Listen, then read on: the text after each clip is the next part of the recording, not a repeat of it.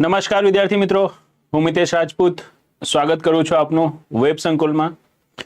વિદ્યાર્થી મિત્રો, આજે આ લેક્ચર આપની સમક્ષ રજૂ કરવાનો હેતુ છે મુખ્યતઃ કે જે એસીએફ પ્રિલિમ છે, રાઈટ, એની જે એક રિઝલ્ટ છે, રિઝલ્ટ અવેટેડ છે.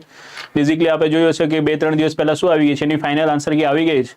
તો ટૂંક જ સમયમાં એવું આપણે એક્સપેક્ટ કરી રહ્યા છીએ કે બેનું શું થઈ જશે, જે રિઝલ્ટ છે પ્રિલિમ્સનો એ બી અનાઉન્સ થઈ જશે, રાઈટ. અને જ્યારે પ્રિલિમ્સનું રિઝલ્ટ અનાઉન્સ થાય છે એના પછી આપ જો છો કે જે મેન્સ છે, મેન્સ માટે બહુ ઓછો સમય મળી રહ્યો છે.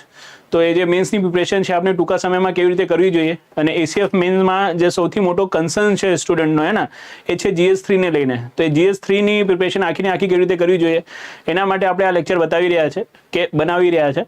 બેઝિકલી અત્યારે તમે જો જોબ કરતા હો કે બિઝી હો તો તમે તમારી સુવિધા અનુસાર બી શું કરી લેજો, અને જીવનમાં લેક્ચરને જોઈ લેજો, રાઈટ, કે કેવી રીતે આપણે જે GS3 છે, GS3 ને શું કરવાનું છે, પ્રિપેર કરવાનું છે, રાઈટ. બેઝિકલી આખો આપણો હેતુ આજે છે કે જે GS3 પેપર છે આપણો એન્વાયરમેન્ટ એન્ડ ફોરેસ્ટ્રીનો, એના સિલેબસને ડીકોડ કરીએ ઇન ધ સેન્સ કે એને ક્રેકડાઉન કરીએ કે ભાઈ આપ જોશો ને તો બેઝિકલી 1.5 પેજનો શું આપેલો છે, સિલેબસ આપેલો છે GS3 નો, હે ને.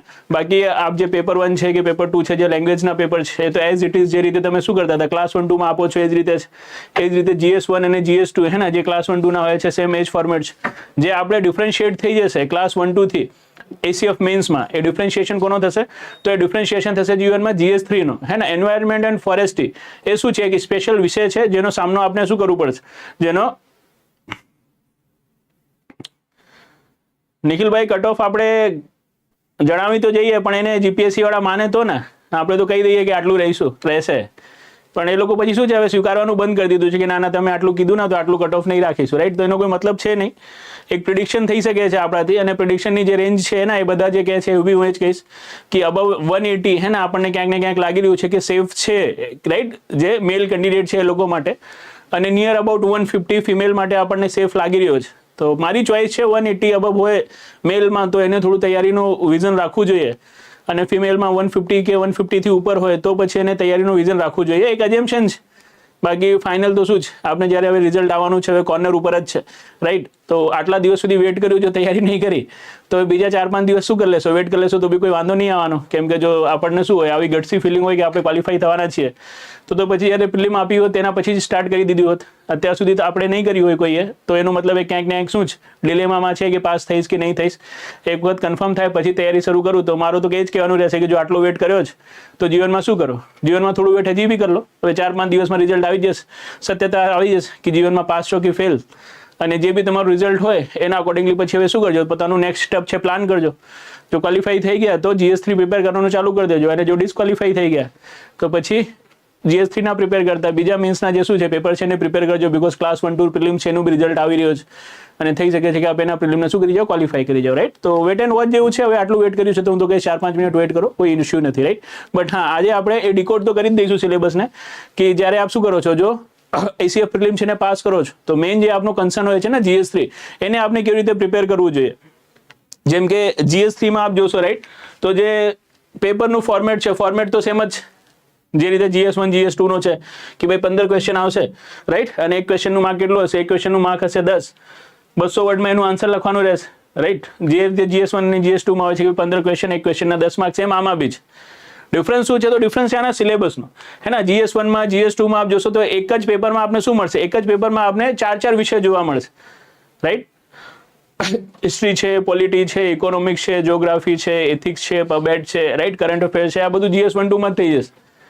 GS3 આ સેગ્રીગેટ શું હોય છે, એક જ સબ્જેક્ટ પકડીને ચાલશે, મતલબ જે 15 ના 15 ક્વેશ્ચન છે એક જ સબ્જેક્ટથી આવશે, અને જ્યારે 15 ક્વેશ્ચન એક સબ્જેક્ટથી આવી રહ્યા છે ત્યારે શું હોવું જોઈએ, ત્યારે જીવનમાં એના ઉપર આપની કમાન્ડ હોવી જોઈએ, રાઈટ.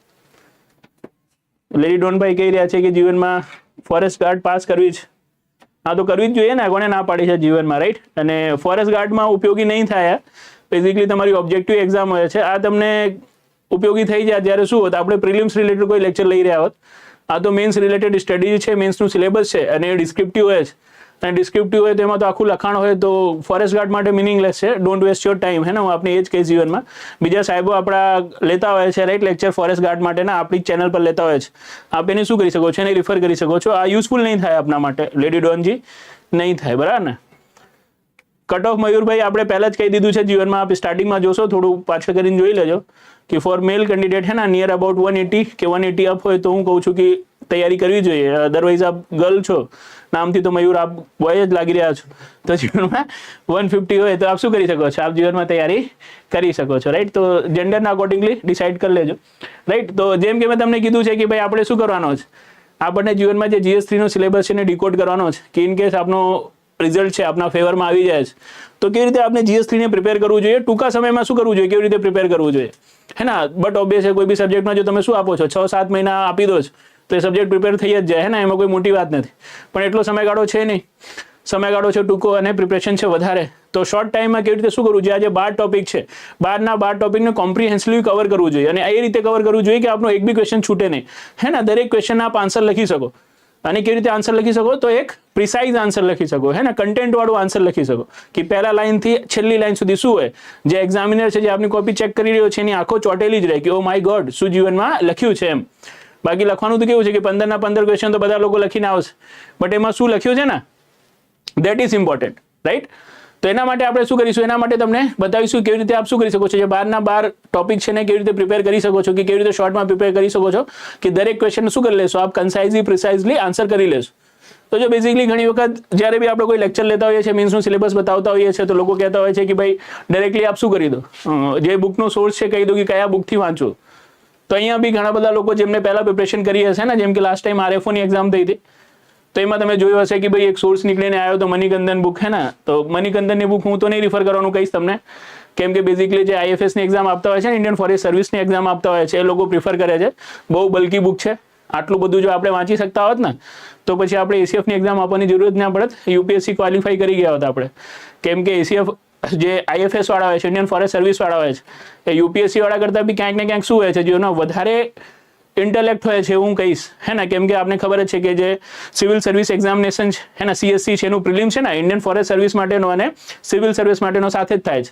અને ક્યારેક બી આપ કટ ઓફ ઉઠાવીને જોઈ લેજો, રાઈટ, કે ઇન્ડિયન ફોરેસ્ટ સર્વિસ માટે જે કટ ઓફ લાગે છે ને, હંમેશા શું લાગે છે, હંમેશા જોરદાર હાઈ લાગે છે, રાઈટ. જે સિવિલ સર્વિસીસનો કટ ઓફ હોય છે એના કરતાં 20-25 માર્ક્સ શું આવશે, ફોરેસ્ટ સર્વિસીસ વાળાના કટ ઓફ વધારે આવશે. રીઝન બી છે કે એમાં નંબર ઓફ વેકેન્સી હોય છે ઓછી હોય છે, અને બીજું રીઝન આ હોય છે કે બધા સાયન્સ વાળા જ હોય છે ફોરેસ્ટ સર્વિસમાં આપ જોશો તો, અને સાયન્સ વાળા શું હોય છે, થોડા એનાલિટિકલ વધારે હોય છે, તો વધારે ખેંચે છે થોડું, રાઈટ. તો એ લોકો તો વધારે ઇન્ટેલેક્ટ છે, અને એના માટેની બુક છે મણિકંદન. લેવું હોય તો લો, વાંચવું હોય તો વાંચો, સમજી શકશો નહીં, પૂરું કરી શકશો નહીં, કોઈ મિનિંગ નીકળશે નહીં. અને એના ડેફનું શું નથી, એના ડેફનો ક્વેશ્ચન બી આપણા મેન્સમાં નથી, હે ને. તો એની કોઈ યુટિલિટી બી નથી. તો જેની કોઈ યુટિલિટી નથી, બસ ખાલી શોખ ખાતર કે આમ જીવનમાં લોકોએ કીધું છે એના કારણે લઈને વાંચી રહ્યા છો, તો બટ ઓબ્વિયસ શું નહીં થાય, આપના ફ્રૂટફુલ નહીં થાય એક્ઝામમાં, આપ માર્ક ફેચ નહીં કરી શકો, હે ને. માર્કને ફેચ કરવા માટે આપ શું કરો, આપ સૌથી પહેલા જે પ્રીવિયસ યરના ક્વેશ્ચન પેપર થઈ ગયા છે ને એને જો, અને પ્રીવિયસ યરના ક્વેશ્ચન પેપર જ્યારે આપ જશો તો લેટેસ્ટ જે નવા પેટર્ન મુજબ એક્ઝામ થઈ રહી છે, એ એક્ઝામમાં આપને ACF ની એક્ઝામ તો નહીં મળે, પણ RFO મેન્સનો પેપર મળી જશે. RFO મેન્સના પેપરના, GS3 ના પેપરના ધ્યાનથી જોજો તમે. એમાં જે ક્વેશ્ચન એને પૂછ્યા છે ને, બધા ટોપિકથી પૂછ્યા છે, પણ બધા ટોપિકથી ક્વેશ્ચન કેવા પૂછ્યા છે, તો બધા ટોપિકના ઓવરવ્યૂ પૂછ્યા છે, ઓવરવ્યૂ. પ્રિસાઇઝલી કોઈ એક પોઈન્ટ ઉપર અંદર ઘૂસીને બહુ વધારે ટેકનિકલ ક્વેશ્ચન નથી પૂછ, હે ને. લાઇકવાઇઝ ઇથેનોબોટનીનો ક્વેશ્ચન પૂછ્યો છે તો ઇથેનોબોટની શું છે અને એની ઉપયોગિતાની ચર્ચા કરો, રાઈટ. જો સિલ્વીકલ્ચર પૂછ્યો તો સિલ્વીકલ્ચર શું છે અને આના હેઠળ શું કરી શકાય છે, કેવી રીતે જે જંગલો છે એનું સંવર્ધન કરી શકાય છે એની ચર્ચા કરો, રાઈટ. તો એકદમ ખાલી સુપરફિશિયલ પૂછ્યું છે કે ભાઈ એક ઓવરવ્યૂ છે કે આપ આનું નોલેજ છે કે નહીં. જેમ કે આપ જોશો ને જે ક્વેશ્ચન શું છે, જે ક્વેશ્ચન એન્વાયરમેન્ટલ એક્ટના બી પૂછ્યા છે એમના, કે જે કન્વેન્શનના બી પૂછ્યા છે, અને જેમ કે આપ જોશો હમણાં સિલેબસમાં આપણે જોઈશું બી કે દરેક પર્યાવરણીય સંધિઓ શું છે, આપણા સિલેબસનો ભાગ છે, દરેક એન્વાયરમેન્ટલ એક્ટ શું છે, આપણા સિલેબસનો ભાગ છે. તો પર્ટિક્યુલર કોઈ એક્ટ અને એના પ્રોવિઝન ઉપર નહીં જતા રહ્યા લોકો, હે ને. સીધું ક્વેશ્ચન શું પૂછ્યું છે કે ભારતમાં જૈવ વિવિધતાના સંરક્ષણ, વન્યજીવોના સંરક્ષણ અને પ્રદૂષકોના નિયંત્રણ માટે કયા કયા કાયદાઓ બનાવવામાં આવ્યા છે, શું કરો એની ચર્ચા કરો. તો બેઝિકલી બધા એક્ટ જે એન્વાયરમેન્ટલ એક્ટ છે, વોટર પોલ્યુશન માટેનો એક્ટ હોય કે પછી એર પોલ્યુશન માટેનો હોય કે પછી શું હોય, વાઇલ્ડ લાઇફ પ્રોટેક્શન એક્ટ હોય કે પછી બાયોડાયવર્સિટી એક્ટ 2002 હોય, બધા એક્ટને શું કરવું પડે, આપણે ત્યાં એનોમરેટ કરવું પડે. તો પછી કોઈ એક એક્ટને લઈને શું નથી કરવું, આપણે એમાં PhD નથી કરવી, હે ને, કે ભાઈ એક એક્ટ છે એના બધા પ્રોવિઝન મને ખબર હોવા જોઈએ, બધા સેક્શન ખબર હોવા જોઈએ, બધા શેડ્યુલ એના ખબર હોવું જોઈએ, તો નો યુઝ, એનો કોઈ મતલબ છે નહીં.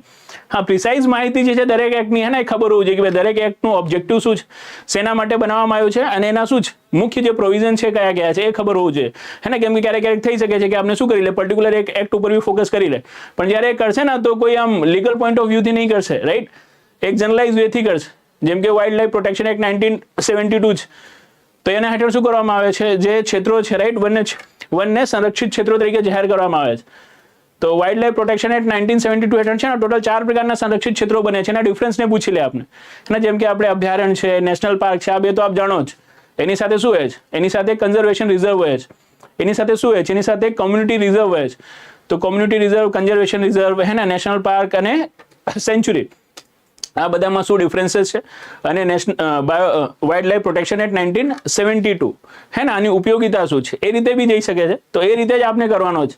બાકી બહુ વધારે ડેપ્થમાં નથી જવાનું. એ લોકો બહુ વધારે ટેકનિકલ જઈ બી નહીં રહ્યા અને જશે બી નહીં, રાઈટ? બિકોઝ શું છે, ક્યાંક ને ક્યાંક ભલે તમારી એસીએફની એક્ઝામ છે, પણ સર્વિસીસની એક્ઝામ છે ને, રિસર્ચવાળી એક્ઝામ નથી કે આપણે જઈને શું કરવું છે, જંગલમાં શોધકામ કરવું છે, એવું તો છે નહીં. પબ્લિક ડીલિંગ વધારે કરવી છે, રાઈટ? જો ફોરેસ્ટ ડેવલપર છે એના અધિકારો મળે, શું ના થાય, જીવનમાં ચોરી ના થાય, કન્ઝર્વેશન પ્રોપરલી થાય, એ જ બધું મેનેજ કરવું છે આપણે.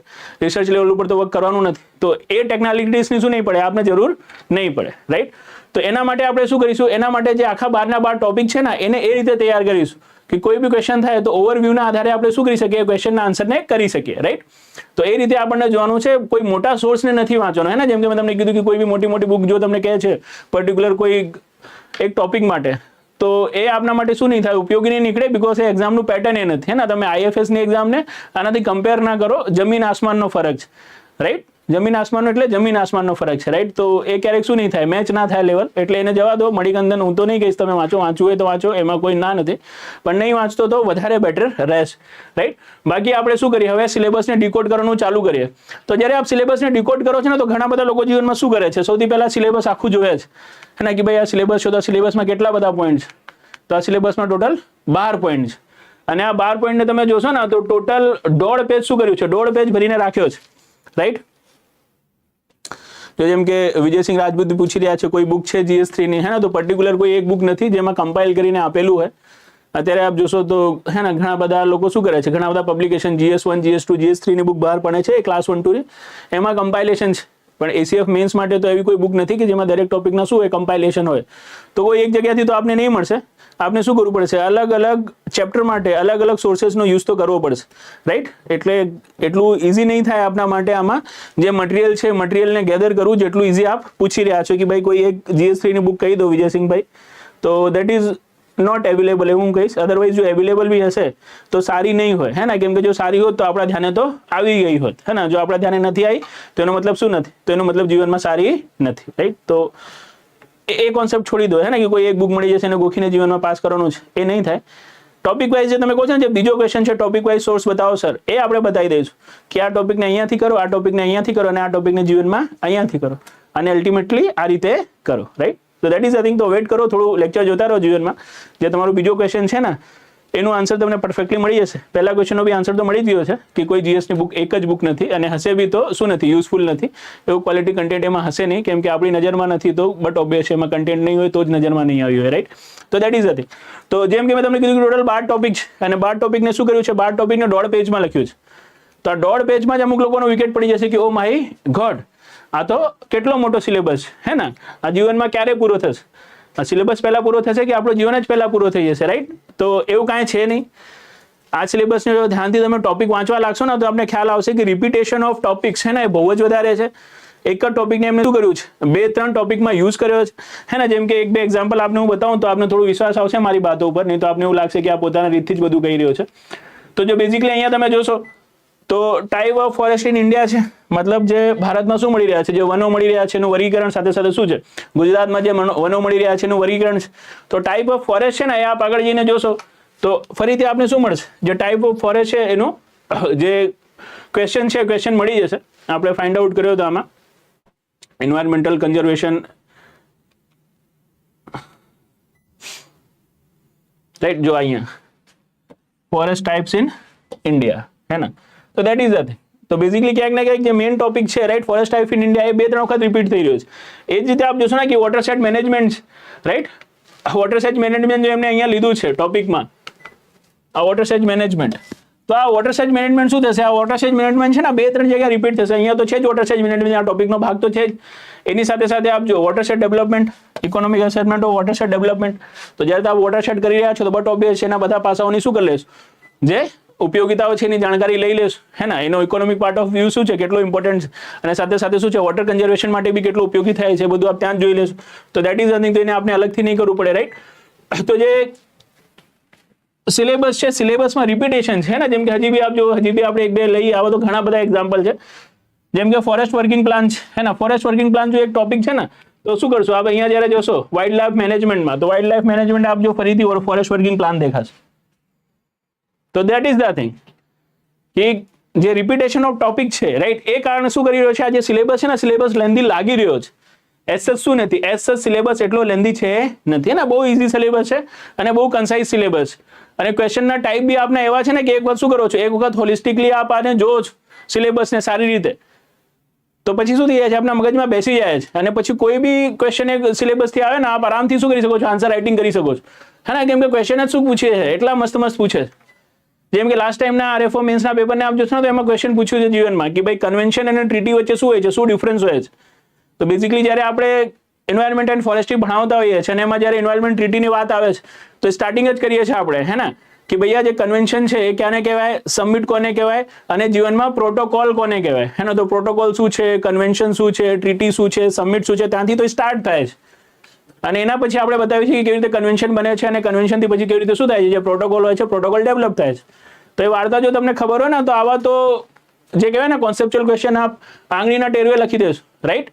અને એના પછી શું હોય છે કે આટલા બધા જે ટ્રીટીસ હોય છે, ટ્રીટીસમાં બધી ટ્રીટીસ તો ઇમ્પોર્ટન્ટ નથી હોતી, અમુક જ શું છે જે એન્વાયરમેન્ટલ પ્રોબ્લેમ મેજર છે એની જ ઇમ્પોર્ટન્ટ છે, તો એની જ શું હોય છે, ક્વેશ્ચન વધારે થતા હોય છે, હે ને. જેમ કે બહુ વધારે એક્સપેક્ટેડ છે કે COP27 છે, આનો ક્વેશ્ચન આ વખતે તમને પૂછી લે કે મેં COP27 અત્યારે શું થયો છે, ઇજિપ્તમાં પૂરો થયો છે કે નહીં, શર્મલ શેખમાં, UNFCCC, હે ને, United Nation framework convention for climate ચેન્જની 27મા નંબરની બેઠક છે. તો એમાં કયા કયા નિર્ણયો લેવામાં આવ્યા છે, અને ભારતનું શું હતું, એના માટે શું અભિપ્રાય હતો. તો એક એક્સપેક્ટેડ ક્વેશ્ચન એ છે, ACF મેન્સ માટે બી છે અને GPSC ક્લાસ 1-2 માટે બી છે, અને એમ કે અત્યારે શું છે, જે DYSO મેન્સ થઈ રહી છે ને, એના માટે બી છે. જોઈએ કે એમાંથી શું થાય છે, કઈ એક્ઝામમાં ક્રોસ થાય છે, પણ છે ઇમ્પોર્ટન્ટ છે, રાઈટ. તો એવા જે ટ્રીટીઝ છે, જે પ્રોટોકોલ છે, જેની COP શું થઈ હોય, અત્યારે રિસેન્ટલી શું થઈ હોય, કમ્પ્લીટ થઈ હોય, તો એ જ COP ઇમ્પોર્ટન્ટ બને છે. બાકી બધી COP ઇમ્પોર્ટન્ટ નથી બનતી, હે ને. બાકી શું થાય છે, બાકી જે તમારી એન્વાયરમેન્ટલ ટ્રીટી છે ને, એનો ઓબ્જેક્ટિવ શું થાય છે, ઇમ્પોર્ટન્ટ બને છે, હે. જેમ કે પર્યાવરણના સંરક્ષણ માટે કઈ કઈ સંધિઓ કરવામાં આવી છે, એવું લાસ્ટ ટાઈમ ક્વેશ્ચન પૂછ્યું, તો તેમાં તો બધી આવી જાય. પછી તમે એમાં શું લખશો, ક્યોટો પ્રોટોકોલ બી લખશો, એમાં જીવનમાં શું લખશો તમે, જે બાયોડાયવર્સિટીનું શું છે, convention on biodiversity, A B લખશો. એની અંદર જે પ્રોટોકોલ થયા, બે કાર્ટેજના પ્રોટોકોલ, નાગેવા પ્રોટોકોલ, એ બી લખશો. United Nation convention on combat desertification B લખશો, હે ને. રોટરડેમ કન્વેન્શન બી લખી દેશો આ રીતે. તો ત્યાં તો ખાલી એન્યુમરેશન થઈ જશે. અને જૈવ વિવિધતાનું સંરક્ષણ માટે શું છે, CBD છે, સાથે સાથે જીવનમાં રણ પ્રદેશના વિસ્તરણને અટકાવવા માટે શું છે, UNCCD છે, ગ્લોબલ વોર્મિંગ રોકવા માટે શું છે, ક્યોટો પ્રોટોકોલ છે. બસ આ રીતે આપણે શું કરવાની રહેશે, સુપરફિશિયલ માહિતી આપવાની રહેશે, રાઈટ. દરેકની આપણે બહુ ડિટેલિંગની જરૂર પડશે નહીં, ડિટેલિંગની જરૂર એમ જ પડશે જેમાં શું થયું છે, રિસેન્ટલી કન્ક્લુડ થયું છે, રાઈટ. તો એ રીતે શું કરવાનું છે, આપણે જીવનમાં પ્રિપેર કરવાનો છે. પ્રિલિમ ક્લિયર થશે કે નહીં તે ખબર નથી પડી રહી. 155 માર્ક્સ થાય છે, રાઈટ. અનરિઝર્વ કેટેગરી મેન્સની તૈયારી કરાય કે નહીં. ઇશિગામી બેન, હું તો તમને જીવનમાં કહીશ કે 155 is a good score as per my opinion. You can go for mains, but જેમ કે મેં તમને કીધું ને કે જો તમે અત્યાર સુધી કન્ફ્યુઝ છો, એક્ઝામ થઈ ગયા ને ઓલમોસ્ટ શું છે ને, આમ 2 મહિના કરતા તો ઉપર જ થઈ ગયા છે, રાઈટ. તો આટલા દિવસ સુધી જો કન્ફ્યુઝ રહ્યા, તો હું તો કહીશ હજી બી શું કરો, થોડા દિવસો કન્ફ્યુઝ રહો, કેમ કે થોડા દિવસમાં રિઝલ્ટ ક્લિયર આવી જશે અને આપને ક્લિયર ડાયરેક્શન મળી જશે કે આપને તૈયારી કરવી છે કે નથી કરવી, હે ને. અદરવાઇઝ જો આપને કરવી હોત તો આપને બહુ પહેલાથી આ ક્વેશ્ચન કોઈને પૂછી લેવું જોઈએ અને ડિસિઝન લઈ લેવું જોઈએ કે મારે કરવી છે કે નહીં, હે ને. અદરવાઇઝ આપ 4-5 દિવસમાં તો એવું બી ખાસ કશું પ્રિપેર કરી બી નહીં શકો. તો જો આટલું વેટ કર્યું છે તો વેટ ફોર સમ ડેઝ, હે ને. અદરવાઇઝ તમે શું કરો, જે લેંગ્વેજના પેપર છે એનાથી સ્ટાર્ટ કરો. જો ક્વોલિફાઈ થઈ જશે ACF મેન્સ તો એમાં બી કામ આવશે. ઇન કેસ જો નહીં થયો તો પછી જીવનમાં શું થશે, ક્લાસ 1-2માં તો કામ આવશે જ આવશે. તો આ રીતે આપ મર્જ કરી શકો છો. બાકી તમારો સ્કોર છે ને, હું સેફર સાઇડ ગણું છું, પ્રોબેબિલિટી વધારે છે કે આપ નીકાળી લો, રાઈટ. એ છે, રાઈટ, કે આપ નીકાળી શકો છો. બાકી ગોડ નોસ, હે ને. તો ફાઇનલ તો શું થશે, જ્યારે આવશે રિઝલ્ટ ત્યારે જ ખબર પડશે. અને હું તમને બધાને ફરીથી કહીશ કે જે આ બધા કટ ઓફ અને પોતાના માર્ક્સ કહી રહ્યા છો, મેં સ્ટાર્ટિંગમાં જ કીધું યાર કે અનરિઝર્વ મેલ કેટેગરી માટે 180 અબવ આપ રાખી શકો છો અને ફિમેલ માટે આપ 150 નો રાખી શકો છો. આનાથી ઉપર છો તો એક સેફ સ્કોર ગણી શકાય છે મારા મુજબ. આપ તૈયારી કરી શકો છો. બાકી એ રિપીટેશન ઓફ ક્વેશ્ચન છે, બાર બાર એને જીવનમાં કહેતા રહીશું તો જે કરવા માટે આવ્યા છે એ આપણું રહી જશે, હે ને. તો બેઝિકલી જે આપણું સિલેબસ છે હવે એના ઉપર જ શું કરવાનું છે, એના ઉપર જ ફોકસ કરવાનો છે. બાકી કટ ઓફને રિલેટેડ તો હવે કોઈ બી આપણે આન્સર નહીં કરીએ, રાઈટ. ચલો તો ચલો ડિકોડ કરવાનું શરૂ કરીએ, હે ને. તો જે પહેલો પોઈન્ટ આપણા મગજમાં ક્લિયર કરવાનો છે, આ કરવાનો છે કે સિલેબસ છે મોટો પણ છે નાનો. મતલબ દેખાય છે મોટો પણ છે નાનો, હે ને? કેમ કે રિપીટેશન ઓફ ટોપિક છે, પહેલી વાત. બીજી વાત આપણે શું ક્લિયર કરી? બીજી વાત આપણે ક્લિયર કરી કે ભાઈ શું છે, ટોપિક્સ ઘણા બધા છે, પણ બધા ટોપિક્સની આપણે શું નહીં જોઈતી, બહુ વિસ્તૃત, બહુ ડેપ્થમાં માહિતી નહીં જોઈતી, ને? અદરવાઇઝ ઘણા લોકો શું કહે છે કે મેન્સ છે, બહુ ડેપ્થમાં તૈયાર કરવું પડે, બહુ ડેપ્થમાં તૈયાર કરવું પડે. એ ત્યારે કરવું પડે જ્યારે શું છે, જ્યારે જનરલ સબ્જેક્ટ છે ત્યારે, રાઈટ? બાકી બહુ ટેકનિકલ સબ્જેક્ટ છે તો કોઈ ટેકનિકાલિટીની શું નથી, આ એક્ઝામ નથી, કોઈ રિસર્ચની એક્ઝામ નથી, રાઈટ? આપણી શું છે, સિવિલ સર્વિસની એક્ઝામ છે, તો પછી એ રીતે એ લોકો પૂછી રહ્યા છે ને, ઓબ્જેક્ટિવ ઉપર પૂછી રહ્યા છે, તો એ જ બેઝ ઉપર આપણે શું કરવું જોઈએ, એને પ્રિપરેશનને લઈને જવું જોઈએ, હે ને? મેજર જે ઓબ્જેક્ટિવ્સ છે કોઈ બી એક્ટના કે કોઈ બી પોલિસીના, એ ખબર હોવા જોઈએ, અને સાથે સાથે એના શું છે, જે આઉટકમ્સ છે એ ખબર હોવા જોઈએ કે આ જે પ્રોજેક્ટ હતું આનું ઓબ્જેક્ટિવ તો આ હતું, પણ પછી શું કરી શક્યો? આ જે પ્રોજેક્ટ છે પોતાના ઓબ્જેક્ટિવ્સને, હે ને, પોતાના ઉદ્દેશ્યને ફૂલફિલ કરી શક્યો કે નહીં કરી શક્યો, એનો આઉટકમ શું મળ્યો તમને? અને જો આઉટકમમાં સારો મળ્યો તો હજી બી એને સારો વધારવા માટે શું કરી શકાય છે, અને જો ખરાબ મળ્યો તો કેમ ખરાબ મળ્યો અને એને સુધારવા માટે શું કરી શકાય છે. આ જ રીતે આપણે શું કરવાનું છે, આપણા જે ટોપિક છે ટોપિકને વિકસિત કરવાનો છે, અને આ જ રીતે શું થશે, આ જ રીતે આપણે ક્વેશ્ચન થશે. ઓકે, તો ચલો સ્ટાર્ટ કરીએ. જેમ કે હું તમને કહીશ કે જે પહેલો ટોપિક છે, રાઈટ? તો પહેલા ટોપિકમાં લાસ્ટ ટાઈમ બી આરએફઓ મેન્સમાં એસ શું નતો, કોઈ ક્વેશ્ચન નતો. આ વખતે બી મને લાગે છે કે એસીએફ મેન્સમાં આ પોઈન્ટ ઓફ વ્યૂથી શું થઈ શકે છે, કોઈ ક્વેશ્ચન થઈ શકે છે એવી સંભાવના બહુ ઓછી છે. કેમ કે ટોપિક જ શું છે, એવો સ્ટોલ એટલે બાસી ટોપિક છે કે India's unique affinity with forest and environment from historical, social and economic point of view, કે ભાઈ ઇન્ડિયાના છે, રાઈટ? એનું જે વનો છે, વનો સાથે ઐતિહાસિક, સામાજિક અને શું છે, જે આર્થિક જોડાઓ છે કેવી રીતનો છે, એના ઉપર શું કરવાનું છે, એના ઉપર આપણે પ્રિપરેશન કરવાની છે. હવે એના ઉપર તમે પ્રિપરેશન કરો કે ના કરો, આપ શું કરી શકો છો? કોઈ બી ક્વેશ્ચન આવે ને તો કમ્બાઈન કરીને બધું શું છે, આપણા હિસ્ટ્રીથી અને આપણા પ્રેઝન્ટ જે સિચ્યુએશન છે, અને આપણા જે આદિવાસીઓ સમૂહ છે, જે જંગલોમાં રહેતા હોય છે, માઇનર ફોરેસ્ટ પ્રોડક્ટ કલેક્ટ કરતા હોય છે, એ બધાને કમ્બાઈન કરીને લખી શકો છો, રાઈટ? એ સજ એવું નથી કે આપણે એના માટે અલગથી પ્રિપરેશન કરવી પડે. થોડું બી તમે શું કરો છો, જો જીઓગ્રાફી છે, જીઓગ્રાફીમાં આપ એન્વાયરમેન્ટ કરતા હો છો તો ત્યાંથી આપણે શું નીકળી જશે, સીધા જે ઇકોનોમિક યુટિલાઇઝેશન છે, રાઈટ? એ ફોરેસ્ટના નીકળી જશે, રાઈટ? તો એસ સચ શું નથી, એસ સચ એવો કોઈ ટોપિક નથી કે જેના માટે આપણે અલગથી પ્રિપરેશન કરવી પડે. એક જીએસ નો ઇઝી ટોપિક અહીંયાથી બનતું હોય છે અને એના જ રિલેટેડ ક્વેશ્ચન થતા હોય છે, રાઈટ? તો એના માટે તો કોઈ ટેન્શન આપણે ના લેવી જોઈએ. પહેલાને આપ સ્કીપ કરશો તો બી લખી લેશો અને ચાન્સીસ બી બહુ ઓછા છે. બીજું ટોપિક હે ને, સિલ્વીકલ્ચર. તો આ ટોપિકમાં દમ છે. શું છે? આ ટોપિકમાં દમ છે, હે ને? લાસ્ટ ટાઈમ બી આરએફઓ મેન્સમાંથી શું કર્યો હતો, આ લોકોએ 2 ક્વેશ્ચન સિલ્વીકલ્ચરમાંથી પૂછ્યો હતો. સિલ્વીકલ્ચરમાં સૌથી પહેલા આપણે શું કરવું જોઈએ, શું ખબર હોવું જોઈએ, સિલ્વીકલ્ચરનું કોન્સેપ્ટ ખબર હોવું જોઈએ ને, કે ભાઈ સિલ્વીકલ્ચર છે શું, what is silviculture is all about. દરેક ટોપિકમાં આપ યાદ રાખજો. બેઝિકલી સૌથી પહેલા આપ ટ્રાય કરજો ને કે આપ શું કરી શકો, આપ એનો કોન્સેપ્ટ ડેવલપ કરી શકો કે ભાઈ એ શું છે, હે ને? લાઈક એથનોબોટની, તો what is ethnobotany is all about. Silviculture, તો what is silviculture is all about. એની ડેફિનેશન, એ ડેફિનેશનમાં જેટલા વર્ડ્સ હશે ને એ વર્ડ્સથી શું નીકળી જશે, એના પ્રોસ્પેક્ટ નીકળી જશે, ડાયમેન્શન નીકળી જશે કે કયા કયા ક્ષેત્રને શું કરશે, અફેક્ટ કરશે. પછી એના અકોર્ડિંગલી જે સિલ્વીકલ્ચરની ઉપયોગિતા છે ને એ આપ બનાવી શકશો. અને લાસ્ટ ટાઈમના આપણે ક્વેશ્ચન બી જોશે ને, તો બસ આ જ રીતે એમને પૂછી લીધું હતું કે સિલ્વીકલ્ચર શું છે અને એની ઉપયોગિતાઓની શું કરો, ચર્ચા કરો, રાઈટ? તો સિલ્વીકલ્ચરની ડેફિનેશન આપ, એક જે જનરલ સિલ્વીકલ્ચર પ્રિન્સિપલ છે ને એને આપણે કરવું જોઈએ. અને બીજું જે ફોરેસ્ટ રીજનરેશન છે, હે ને, એમાં જે નેચરલ અને આર્ટિફિશિયલ રીજનરેશન ઓફ ફોરેસ્ટ, હે ને, જે જંગલો છે, જંગલોને શું કરવું છે આપણે, ફરીથી જે જંગલોનો વિસ્તારનો નાશ પામી ગયો છે ત્યાં ફરીથી શું કરવું હોય, જંગલોનું પુનઃસ્થાપન કરવાનું હોય, રાઈટ? તો એને આપણે કહીએ છીએ રીજનરેશન. તો રીજનરેશન નેચરલ વેથી અને આર્ટિફિશિયલ વે, બંને વેથી થતું હોય છે. આર્ટિફિશિયલ વે અને નેચરલ વે ક્યારે યુઝ થાય છે, એનું શું છે, પ્રોસ કોન્સ છે, કયા છેદમાં કઈ ઉપયોગિતા છે, એ રીતે આપણે શું કરવું પડશે, અહીંયા થોડું ડિફરન્શિએશન કરવું પડશે. અને રિસેન્ટલી કોઈ શું આવ્યું હોય, ફોરેસ્ટ રીજનરેશનની ટેકનિક આવી હોય તો એને બી આપ યુઝ કરી શકો છો, જેમ કે મિયાવાકી ટેકનોલોજી, હે ને, અર્બન ફોરેસ્ટ્રી માટે બહુ વધારે યુઝ થઈ રહી છે. ગાર્ડનમાં બહુ ઝડપથી શું કરવું છે, આપને જો વૃક્ષોને ઉગાડવાનું છે તો મિયાવાકી ટેકનોલોજી યુઝ કરીને આપણે શું કરી શકીએ છીએ, કામ કરી શકીએ છીએ, હે ને? ગાંધીનગરમાં બી આપ જોશો તો 1-2 ગાર્ડનમાં શું કરવામાં આવ્યો છે, મિયાવાકી ટેકનોલોજી પ્રિન્સિપલ યુઝ કરીને વન વિસ્તારને, મતલબ વૃક્ષોના વિસ્તારને વધારવામાં આવ્યો છે. તો મિયાવાકી ટેકનોલોજી બી શું થઈ શકે છે, ક્યાંક ને ક્યાંક ક્વેશ્ચન થઈ શકે છે. તો એક રીજનરેશન, સિલ્વીકલ્ચર ડેફિનેશન, અને સાથે સાથે જે મેથડ ઓફ પ્રોપોગેશન છે, હે ને, કે ભાઈ કેવી રીતે શું થાય છે, પ્રોપોગેટ થાય છે પ્લાન્ટ જે છે, રાઈટ? એની સંતતિઓને કેવી રીતે આગળ વધી શકાય છે, એના માટેની જે અલગ અલગ ટેકનિક હોય છે, ટેકનિક, એમાં ખાસ કરીને કઈ ટેકનિક, તો ગ્રાફ્ટિંગ ટેકનિક. બાકી ગ્રાફ્ટિંગ ટેકનિકની સાથે લેયરિંગ ટેકનિક છે, બડિંગ ટેકનિક છે, ઘણી બધી ટેકનિક છે, પણ એમાં જે ગ્રાફ્ટિંગ ટેકનિક છે એમને શું કર્યું છે, એમને અલગથી જ મેન્શન કર્યો છે. તો જે પ્રોપોગેશન ટેકનિક છે, ટેકનિક્સ, ફોરેસ્ટ રીજનરેશન અને સિલ્વીકલ્ચરનો ઓવરવ્યૂ, બસ આટલું કરો ને તો સિલ્વીકલ્ચર પૂરો. આનાથી બહાર બીજો કોઈ ક્વેશ્ચન આપનું બનતું નથી ને. મેક્સિમમ આટલા જ ક્વેશ્ચન બની શકે છે ને આટલા ટોપિક આપણે એમાંથી પ્રિપેર કરવાના રહે છે. આનું જે ક્રક્સ નીકળીને આવશે ને એટલું જ આવશે. પછી હવે આ ટોપિક મણિકંદનમાં આપેલો છે, એમાં તમે જોવા જશો ને તો તમારું શું થઈ જશે, 101 પેજ જેટલું થઈ જશે આખું સિલ્વીકલ્ચર, અને જીવન શું થશે, જીવન ત્યાં જ ખરાબ થઈ જશે, રાઈટ. તો એના માટે આપણે શું કરવું જોઈએ?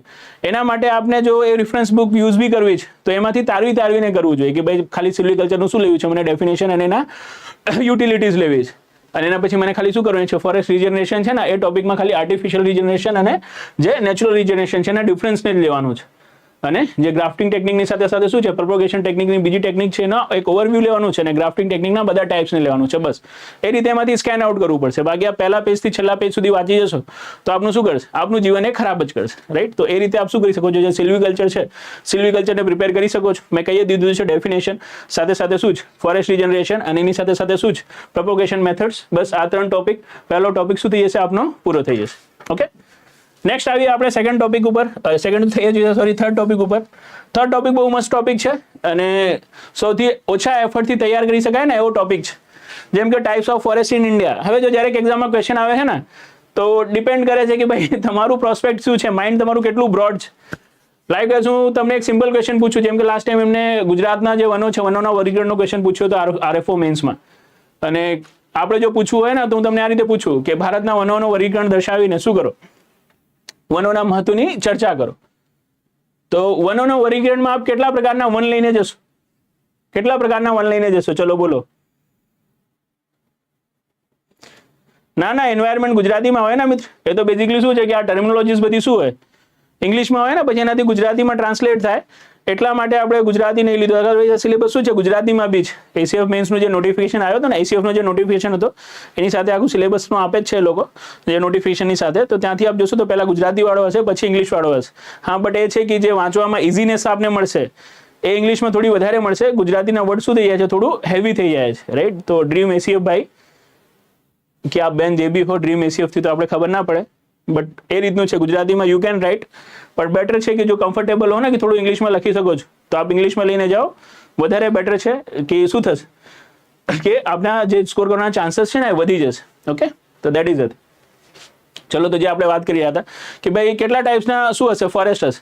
તો ઘણા બધા તો લોકો સીધું વર્ષાના આધારે લઈ જશે કે ઉષ્ણકટિબંધીય સદાબહાર, પછી અર્ધ સદાબહાર, પછી ભેજવાળા પાનખર, પછી સુખા પાનખર, અને પછી મેંગ્રુવ્સ પણ આ રીતે લઈ જશે, ઝાકડી ઝાકડાવાળા વચ્ચે એડ કરી દેશે, અને વર્ષાના વિતરણના આધારે શું કરશે, એનું લોકેશન બતાવી દેશે, ઝાડના પ્રકારો બતાવી દેશે. નો ડાઉટ હે ને, એ રીતનું વર્ગીકરણ છે અને પરફેક્ટ છે અને સારી મેથડ છે. બટ ત્યારે શું આવશે, ત્યાં તમને આ બી ખ્યાલ આવવું જોઈએ કે ભાઈ ભારતમાં શું થાય છે, જે IFSR રિપોર્ટ છે એ બી બહાર પડે છે, અને એ IFSR રિપોર્ટમાં શું હોય છે, જે કેનોપી સાઇઝ હોય છે. કેનોપી સાઇઝ તો આપ સમજો છો ને, લાઈક કોઈ વૃક્ષ છે,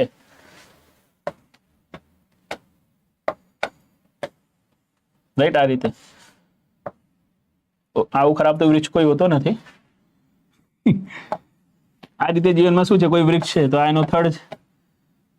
તો આ જે શું થઈ રહ્યો છે, આ જે ભાગ આખું જે કવર કરી રહ્યો છે, રાઈટ, એને આપણે શું કહીએ છીએ, એની કેનોપી કહીએ છીએ. તો બેઝિકલી કેનોપી હેઠળ શું થાય છે, જમીનના કેટલા વિસ્તારને કવર કરે છે ને, જેમ કે ઘટાદાર વૃક્ષો હશે તો આખું આ જમીન છે તો આટલું જમીન કવર કરી રહ્યું છે, આટલું જમીન કવર કરી રહ્યું છે, અને ટોટલ આટલી જમીન છે તો ખાલી આટલો જ ભાગ છૂટો છે કે નહીં, તો આને શું કહેવાશે, આને ડેન્સ ફોરેસ્ટ કહેવાશે. તો આ રીતે તમે જોયું છે ને, એક વર્ગીકરણ આપને મળશે IFSR માં, હે ને, very dense forest, moderate dense forest, અને જીવનમાં ઓપન ફોરેસ્ટ. રાઈટ. અને એ કેનોપી સાઇઝ ની 70% કરતા વધારે જમીન વિસ્તારને ઘેરી લીધું હોય તો એને શું કહેવાય છે, વેરી ડેન્સ ફોરેસ્ટ કહેવાય છે. એના 40 to 70% હોય તો મોડરેટ ડેન્સ કહેવાય છે.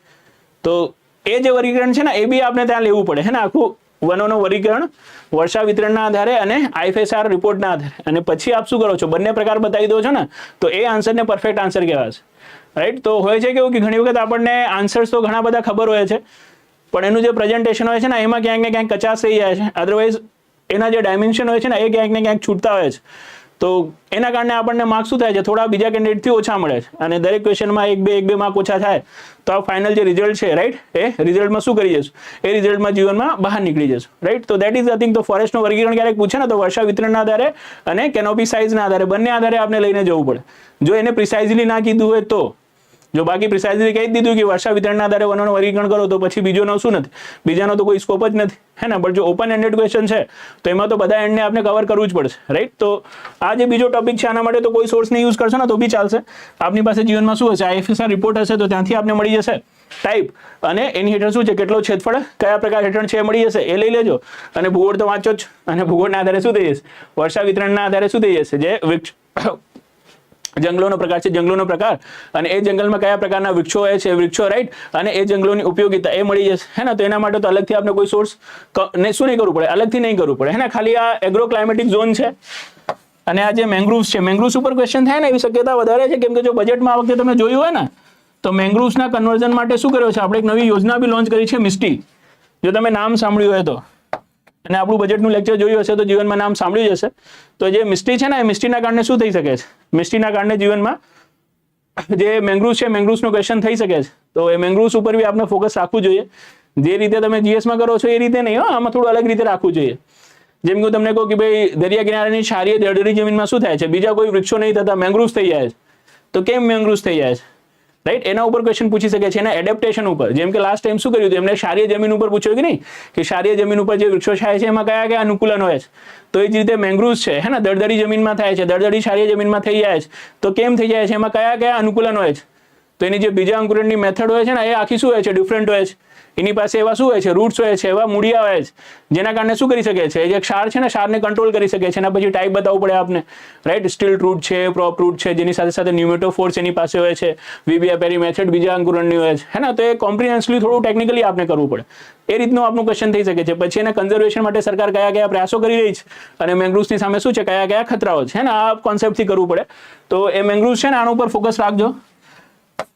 આ નીકાળશે ક્વેશ્ચન આ વખતે અહીંયાથી. અને બાકી એગ્રો ક્લાઇમેટિક ઝોન છે, તો એગ્રો ક્લાઇમેટિક ઝોનની અકોર્ડિંગલી આખા ભારતમાં કુલ કેટલા પ્રકારના એગ્રો ક્લાઇમેટિક ઝોન છે, અને ગુજરાત કયા ઝોનમાં આવે છે, અને ગુજરાતમાં સબ એગ્રો ક્લાઇમેટિક ઝોન કેટલા છે, અને એગ્રો ક્લાઇમેટિક ઝોનનું આખું શું છે, આપનું કોન્સેપ્ટ શું છે, એ આપણે કરવું પડે. ખાલી એગ્રો ક્લાઇમેટિક ઝોન લખશો ને યુટ્યુબ ઉપર તો મસ્ત ઇમેજ આવી જશે, અને ભારતમાં જે 13 પ્રકારના એગ્રો ક્લાઇમેટિક ઝોન છે ને, એનું ડાયમેન્શન આવી જશે, ને એગ્રો ક્લાઇમેટિક ઝોન કહેવાય છે કોને, કયા આધારે વર્ગીકૃત કરાય છે, રાઈટ. એ ડિસ્ક્રિપ્શન આપણે તમને મળી જશે, અને એ ડિસ્ક્રિપ્શનથી શું કરવાનું છે, આપણે એગ્રો ક્લાઇમેટિક ઝોનને પ્રિપેર કરી લેવાનું છે. અદરવાઇઝ આપ આટલા બધા સોર્સેસથી પ્રિપેર કરવા નથી માંગતા, અલગ અલગ જગ્યા જીવનમાં નથી જવા માંગતા, તો જીવનમાં શું થશે, જીવનમાં બહુ જ ટૂંક સમયમાં આપણું એક એસીએફ મેન્સનું કોર્સ અહીંયા વેબ સંકુલમાં લોન્ચ થશે. અને એ એસીએફ મેન્સમાં 12 ટોપિક આપણે જીવનમાં શું કર્યા છે, કવર કર્યા છે. ઇનિશિયલી હું લેક્ચર પહેલાથી જ રેકોર્ડ કરીને શું કરી રહ્યો છું, એમાં ફિલ કરી રહ્યો છું, ને જેને કહેવાય ને કે એક રિપોઝિટરી આપણે બનાવી રહ્યા છે. એટલા માટે રિપોઝિટરી બનાવી રહ્યા છે કેમ કે કાલે જો રિઝલ્ટ ઉઠીને શું થઈ જશે, આવી જશે, અને આવવાનું જ છે, કેમ કે ફાઇનલ આન્સર કી આવી ગઈ છે, અને આપને ખબર પડશે કે જીવનમાં શું છો, આપ પાસ છો. તો યુ કાન વેટ ફોર પ્રિપરેશન, હે ને. આપ પ્રિપરેશન માટે વેટ નહીં કરી શકો કે ચલો આજે એક ટોપિક વાંચી લીધું તો પછી શું કરીશું, હવે બીજો ટોપિક કાલે વાંચીશું. આપ વધારેમાં વધારે પ્રિપેર કરવાનો ટ્રાય કરશો, અને વધારેમાં વધારે આપ ક્યારે પ્રિપેર કરી શકશો, જ્યારે પહેલાથી શું કરવામાં આવ્યો હોય, તમને લેક્ચર સપ્લાય કરવામાં આવ્યો હોય. અદરવાઇઝ તમે વિચાર કરો કે એ કોર્સને હું લાઈવમાં બી લઈ જઈ શકતો હતો, પણ લાઈવમાં આપ જાઓ તો મેક્સિમમ કેટલા વર્ષ ભણાવી શકો છો, 2 કલાક 3 કલાક, એનાથી વધારે તો ભણાવી નહીં શકો. અને એ રીતે 2 કલાક 3 કલાક ભણતા પડતા આપણું સિલેબસ પૂર્ણ કરતા કરતા તો શું આવી જશે, એક્ઝામ આવી જશે. તો આપના આખા શું છે, જે પોટેન્શિયલ છે ને એનું યુટિલાઇઝેશન નહીં થાય. તો એના કારણે આપણે એમાં રેકોર્ડ અત્યારથી કરીને દરેક ચેપ્ટર શું કરી રહ્યા છે, મૂકી રહ્યા છે, રાઈટ. જેનાથી શું થઈ શકે, આપ એક સાથે 4 કલાક 5 કલાકનું લેક્ચર જો આપને જોવું છે, આપની કેપેસિટી છે તો આપ કરી શકો, આપની સુવિધાના આધારે કરી શકો. કોઈને જલ્દી સમજાય છે તો 2x ઉપર જોવે, 1.5x ઉપર જોવે, કોઈને ધીમું સમજાય છે તો 0.75 ઉપર જોવે, અને કોઈને આપણા જેવું સમજાય છે, મતલબ નોર્મલ જેવા લોકો છે, હે ને. બહુ ઉપર બી નથી, બહુ નીચે બી નથી, મધ્યમ છે, તો એ નોર્મલ સ્પીડમાં જોવે, 1x માં જોવે, રાઈટ. એક વખતમાં નહીં સમજાવ તો 2 વખત જોવો છો તો આપ 2 વખત જોઈ લો. તો આ રીતે બધી સુવિધાઓ આપને મળી જાય, અને મેક્સિમમ આપ શું કરી શકો, જે રિવિઝન છે, પ્રેક્ટિસ છે, કરી શકો. એના માટે રેકોર્ડેડ ફોર્મમાં આપણે શું કરી રહ્યા છે, એને લોન્ચ કરી રહ્યા છે. હા, પણ અમુક ટોપિક એમાં બી શું હોય છે, સમયની સાથે થોડા ચેન્જ થાય છે, હે ને. કે અમુક ટોપિક શું હોય છે, આપણને અલગથી ઇન્ટરેક્શનથી જ બતાવવું પડે છે. તો એવા ટોપિકને આપણે લાઈવ ફોર્મમાં લઈશું, હે ને. એમાં શું આવીશું, આપણે લાઈવ બી આવીશું, ક્વેશ્ચન આન્સર તો આપણે ડિસ્કસ બી કરીશું, એવા સેશન બી રાખીશું. પણ આખું તમને સિલેબસ એક સાથે મળી જશે તો શું કરશો, તમે સમય પહેલા, રાઈટ, એ સિલેબસને પૂર્ણ કરી શકશો, એના ઉપર કમાન્ડ કરી શકશો. એના માટે આપણે કરી રહ્યા છે, અને બહુ કહેવાય ને દિલથી આપણે આ વખતે પ્રયાસ કર્યો છે કે એક સારો કોર્સ બનાવીએ, કેમ કે સમય બી એવો સારો આપણને મળ્યો. લાસ્ટ ટાઈમ તો મેં કર્યો તો આવો એસીએફ નો નહોતો, ત્યારે તો આરએફઓ હતો, તો એટલો બધો વ્યસ્ત હતો ને કે હું પોતે જસ્ટિફાઈ નહીં કરી શક્યો. તો એ સિલેબસથી હું પોતે બી સ્વીકારું છું, કેમ કે જેટલા લેક્ચર્સ આપવા જોઈએ તો એટલા નહોતો આપી શક્યો. નો ડાઉટ અલ્ટિમેટલી શું થયા હતા, જેટલા લેક્ચર્સ આપણે લીધા હતા એમાંથી ક્વેશ્ચન ક્યાંક ને ક્યાંક ક્રોસ થઈ ગયા હતા, પણ જે પોતાને સેટિસ્ફેક્શન મળવું જોઈએ ને, નહોતો મળી શક્યો. આ વખતે હું શું છું, સેટિસ્ફાઈડ છું કે ચલો જીવનમાં આપણે કોમ્પ્રિહેન્સિવલી શું કર્યા છે, જે લેક્ચર રેકોર્ડ કર્યા છે એ લેક્ચર આપણા સિલેબસને શું કરે છે, જસ્ટિફાઈ કરે છે. અને છોકરા જો શું કરશે, આટલા પોઈન્ટને જોશે કે આટલી બાબતોને આપણને સમજશે, તો પછી કોઈ બી ક્વેશ્ચનનો આન્સર આરામથી લખી શકશે, હે ને. આપણે ટૂંક સમયમાં શું કરીશું, એક પછી એક જે લેક્ચર મેં રેકોર્ડ કર્યા છે ને આપણે યુટ્યુબમાં ચડાવવાનું બી ચાલુ કરીશું, કેમ કે ડેમો જેવું તમને જો લાગે તો આપ શું કરી શકો, એ લેક્ચર જોઈને જીવનમાં ડિસાઇડ કરી શકો કે ભાઈ કેવા લેક્ચર છે અને તેમાં તમને જોડાવું છે કે નથી જોડાવું. એ તો કમ્પ્લીટલી શું છે આપની વ્હીલ ઉપર છે. હા, બટ જે બી લોકોને શું થાય છે GS3માં સમસ્યા થાય છે ને, ઘણા બધા મેસેજ અમને આવે છે કે GS3માં બહુ સમસ્યા થાય છે, બાકી બધામાં તો સમસ્યા થાય નહીં, કેમ કે ક્લાસ 1-2 ની જો તૈયારી કરો છો તો આપને શું મળી જાય છે, કોચિંગનો અસિસ્ટન્ટ મળી જાય છે ને, કોચિંગની સહાય મળી જાય છે. ઘણી બધી કોચિંગ ચલાવે છે, આપણે પોતે મેન્સના શું ચલાવીએ છીએ, બેચેસ ચલાવીએ છીએ, પણ ACF મેન્સ માટે પર્ટિક્યુલર હે ને આપણે શું નથી કરતા, બેચ નથી ચલાવતા, રાઈટ. અને ACF મેન્સ માટે કેમ નથી ચલાવતા, કેમ કે એના માટે એક અલગ પેપર આવે છે, એ અલગ પેપરની પ્રિપરેશન કરાવવાનું હોય છે, પણ એમાં ક્રાઉડ બહુ ઓછું હોય છે, તો ઇકોનોમી વાયેબલ બી એ હોતું નથી એકેડમીઝ માટે, રાઈટ, એટલા માટે નથી જતા. તો એ રીતે ઇકોનોમિક વાયેબલ નથી, તો આપણે એપ્લિકેશનના માધ્યમથી તો શું કરી શકીએ છીએ, આપણા જે વિદ્યાર્થીઓ છે એને હેલ્પ કરી શકીએ છીએ, અને એના જ માટે શું છે જીવનમાં આપણો એ પ્રયાસ છે, રાઈટ. તો એને તમે થોડું જોજો, અને મેં તમને કીધું ને કે ટૂંક સમયમાં રિઝલ્ટ આવવાનું રહીશ, તો વેટ એન્ડ વોચ. કટ ઓફની ચિંતા ના કરો અને કોઈ પ્રિપરેશનની બી ચિંતા ના કરો કે આજે આ લેક્ચર જોઈ લીધું અને બહુ ઉત્સાહી થઈ ગયા અને કાલથી ACF મેન્સ માટે વાંચવા લાગ્યા, એવું ના કરો. વેટ કરો રિઝલ્ટનું, રિઝલ્ટ આવશે, આપણું કોર્સ તૈયાર જ હે ને, જેટલું લેક્ચર જોવું જોજો, પ્રિપેર થઈ જશે આરામથી હે ને. ખાલી આપણને શું આપજો, જીવનમાં 15 દિવસનો સમય આપજો, 15 દિવસ આ કોર્સને આપજો, GS3 તમારું ક્લિયર, 15 દિવસ આપણા લેક્ચર જોઈ લો એટલે મોર દેન એનફ થઈ જશે. આ રીતે આપણે શું કર્યો છે એને ડિઝાઇન કર્યો છે, તો એ 15 દિવસ તો આપણે મળશે જ મળશે. તો અત્યાર સુધી પેનિક નહીં લીધું તો અત્યારથી જ પેનિક ના લેવા લાગતા, કાલથી વાંચવા ના લાગતા, વેટ કરી લો, હવે રિઝલ્ટ આવવાનો જ છે. અને આ જે તમારા ક્વેશ્ચન છે ને એનો બી શું થઈ જશે, એનો બી નિરાકરણ આવી જશે કે ભાઈ જીવનમાં તૈયારી કરું કે નહીં કરું, જો પાસ છે તો કરો, ફેલ છે તો ના કરો. બટ હવે સુધી નહીં કર્યું તો હું તો એ જ કહીશ કે હવે ના કરો, હવે કરવાની હોય તો પહેલાથી ચાલુ કરી દેવાની હતી, રાઈટ. તો આ છે ટોપિક નંબર 3. ટોપિક 3 થી જો આપણે આગળ જઈશું તો ટોપિક 4 એના લાસ્ટ ટાઈમ એક્ઝામમાં છવાયેલો topic agro forestry, social forestry and joint forest management. અને ફરીથી શું થયો હતો, અહીંયાથી બેઝિક ક્વેશ્ચન થયો હતો કે એગ્રો ફોરેસ્ટ્રી અને સોશિયલ ફોરેસ્ટ્રીમાં શું છે, શું ડિફરન્સ છે, અને જે એગ્રો ફોરેસ્ટ્રી છે એગ્રો ફોરેસ્ટ્રીની ઉપયોગિતાઓ શું છે. તો અહીંયા બેઝિકલી શું છે, જે વર્ડ પ્લે છે ને એગ્રો ફોરેસ્ટ્રી સોશિયલ ફોરેસ્ટ્રીનો, આનો વર્ડ પ્લેને સમજવાનો છે કે બંનેમાં શું ડિફરન્સ, અને આની સાથે શું થાય છે, આની સાથે જે બીજા વર્ડ્સ આવે છે ને એને બી કવર કરી લેવાનો છે. જેમ કે એગ્રો ફોરેસ્ટ્રી છે તો એગ્રો ફોરેસ્ટ્રીની સાથે સાથે શું હોય છે, ફાર્મ ફોરેસ્ટ્રી બી હોય છે હે ને, તો ફાર્મ ફોરેસ્ટ્રી શું હોય છે. એ જ રીતે જીવનમાં શું હોય છે, જે રૂરલ ફોરેસ્ટ્રી છે, રાઈટ, એ બી હોય છે. એ જ રીતે અર્બન ફોરેસ્ટ્રી હોય છે ને, એ બી હોય છે. તો અર્બન ફોરેસ્ટ્રી એટલે શહેરી વનીકરણ, રાઈટ, ગ્રામીણ વનીકરણ, ગ્રામીણ સામાજિક વનીકરણ, શહેરી સામાજિક વનીકરણ, આ બધું શું છે, શું ડિફરન્સ છે, અને આ બધું વર્ગીકરણ કોણે આપ્યું છે હે ને, ત્યાંથી આપણને સ્ટાર્ટ કરવાનું હોય છે. અને પછી અર્બન સોશિયલ ફોરેસ્ટ્રીને, રૂરલ સોશિયલ ફોરેસ્ટ્રીને પ્રમોટ કરવા માટે સરકારની કઈ કઈ સ્કીમ છે, એના શું આઉટકમ છે, એના ફંડિંગ કેવી રીતે થાય છે, એને પ્રિપેર કરવાનું હોય છે. અને આપણે શું કર્યું છે, લેક્ચર્સમાં એ રીતે પ્રિપેર કર્યો છે. તો એક બેઝિક છે, અને આ એવો ટોપિક છે ને જે આપણે ક્લાસ 1-2માં બી હેલ્પ કરશે. સોશિયલ ફોરેસ્ટ્રી, એગ્રો ફોરેસ્ટ્રી અને જોઈન્ટ ફોરેસ્ટ મેનેજમેન્ટ, આ તો ક્લાસ 1-2માં નહીં ખરેખર આપણે હેલ્પ કરે, બટ આ પૂછતા હોય છે. જોઈન્ટ ફોરેસ્ટ મેનેજમેન્ટ છે ને, એ તો એક આખું અલગ જ ટોપિક છે, જે આપણે શું થતા હોય છે, જે GS3 ના પેપર હોય છે ને ત્યાં જોવા મળતું હોય છે. બાકી જોઈન્ટ ફોરેસ્ટ મેનેજમેન્ટ આપણે ક્લાસ 1-2માં આવે ને એવી કોઈ શક્યતા નથી, આની શક્યતા હોય છે. તો આના વિશે તો થોડી જાણકારી તમને હશે બી, આના માટે નહીં હોય તો આના માટે આપણે જીવનમાં તમને જાણકારી આપી દઈશું હે ને. બટ અહીંયા જે ફોકસ રાખવાનું છે agro forestry, social forestry, right, અને સોશિયલ ફોરેસ્ટ્રીના જે ટાઈપ છે ટાઈપ્સ, અને સાથે સાથે શું છે એના ઉદ્દેશ્યો, એ ઉદ્દેશોને પૂર્ણ કરવા માટે સરકાર દ્વારા કરવામાં આવેલા કાર્યો અને એનું આઉટકમ, કે આ બધા પ્રોજેક્ટ સરકારે ચાલુ કર્યા પણ આ સક્સેસ રહ્યા કે નહીં, અને નહીં રહ્યા તો કેમ નહીં રહ્યા, અને હજી બી આને સક્સેસ બનાવવા માટે શું કરી શકાય છે, શું પ્રયાસ કરી શકાય છે. બસ એના ઉપર શું કરવાનું છે, એના જ ઉપર આપણને ફોકસ કરવાનું છે. અને આના ઉપર જો તમને ફોકસ કરી દીધું તો પછી શું કરી લેશું, આ ટોપિકનો ક્વેશ્ચન આપ આરામથી કરી લેશું. Done, okay.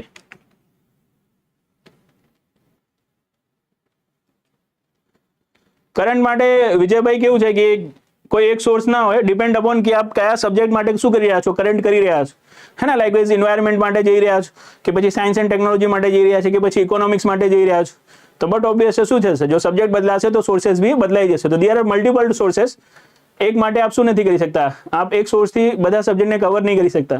હા, બેઝિકલી એન્વાયરમેન્ટ ફોરેસ્ટ્રી માટે આપ તમે કહેશો, રાઈટ, તો એન્વાયરમેન્ટ એન્ડ ફોરેસ્ટ્રી માટે આપ શું કરી શકો છો, ministry of environment, forest and climate ચેન્જની જે વેબસાઇટ છે ને એને વિઝિટ કરી શકો છો. અને ત્યાં જે રિસેન્ટલી અપડેટ હોય છે, રાઈટ, એન્વાયરમેન્ટને બાબતે જેટલી બી કમિટી બની છે, કે જેટલા બી ડિસિઝન સરકારના આવેલા છે ને, એ ત્યાં શું હોય છે, ત્યાં આપણે મળી જતા હોય છે.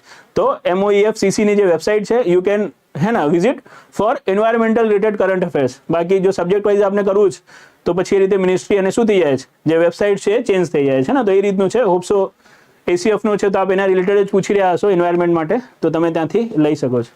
ACF નું રિઝલ્ટ આવી જશે યાર, કેમ ટેન્શન લો છો હે ને. જો પ્રિલિમ્સ નું આવી ગયું છે, ફાઇનલ આન્સર ગયું તો રિઝલ્ટ બી આવી જશે.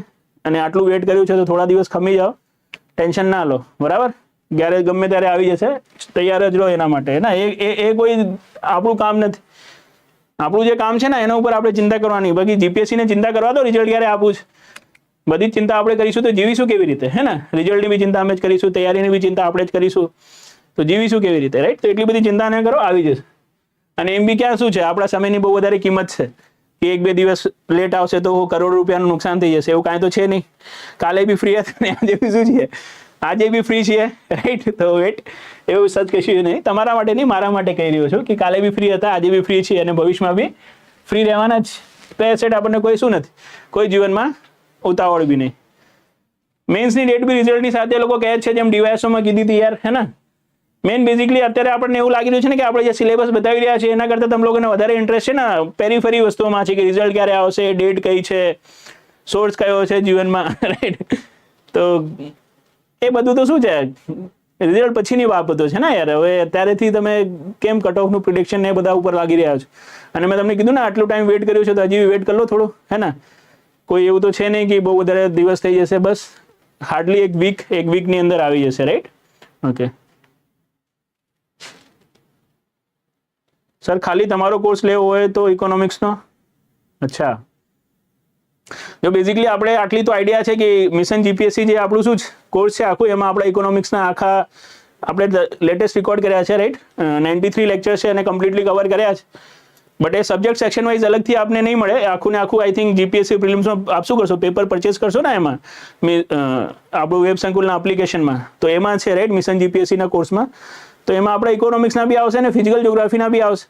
અને હું તો કહીશ તમે જો કરો છો તૈયારી તો બધાને એક વખત લઈ લો, નોમિનલ પ્રાઇસ છે, હે ને? બધા સબ્જેક્ટમાં શું મળશે તમને, હેલ્પ જ મળશે. બધા સાહેબો એક્સપર્ટ સાહેબો જ છે. ખાલી એક સાહેબથી તો એમબી, એક સાહેબને મતલબ એક સબ્જેક્ટથી એમબી આપણે શું નથી કરતા, એક્ઝામ નથી પાસ કરતા. અને આટલી મોટી તૈયારી કરીએ છીએ તો 400-500 રૂપિયા આમ કે 400-500 રૂપિયા તેમ, એટલું બધું વિચારવાનું નહીં, રાઈટ? પછી નેક્સ્ટ જોશો તમે forest soil conservation and water size management. તો ક્યાંક ને ક્યાંક અહીંયા બી તમને શું મળી જશે, થોડું કન્ટેન્ટ તો ક્લાસ 1-2 થી મળી જ જશે, ખાસ કરીને સોઇલ કન્ઝર્વેશન માટે, ભૂમિ સંરક્ષણની જે શું છે, જે પદ્ધતિઓ છે એના માટે.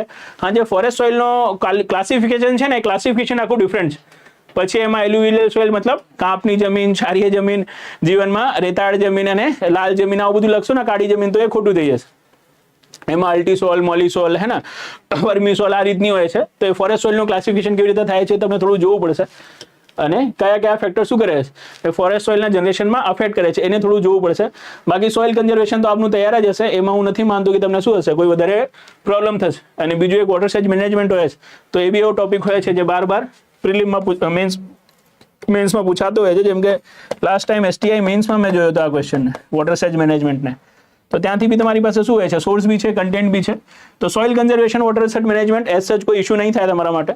જે ઇશ્યુ થઈ શકે છે ફોરેસ્ટ સોઇલ, તો એને આપણે કમ્પ્લીટલી કવર કર્યો જ છે. અને હે ને, બેઝિકલી આપ બી ફોરેસ્ટ સોઇલ ખાલી લખીને રાખશો ને ગૂગલ ઉપર, તો એક ચાર્ટ મળી જશે આપને, પિક્ચર ઉપર ક્લિક કરશો અને એમાં ફોરેસ્ટ સોઇલ શું કર્યો છે આખો ને આખો ક્લાસિફાઈ કરીને આપ્યો છે. ત્યાંથી આપ શું કરી લેજો, એને કવર કરી લેજો, એટલે આપનું કામ થઈ જશે, રાઈટ?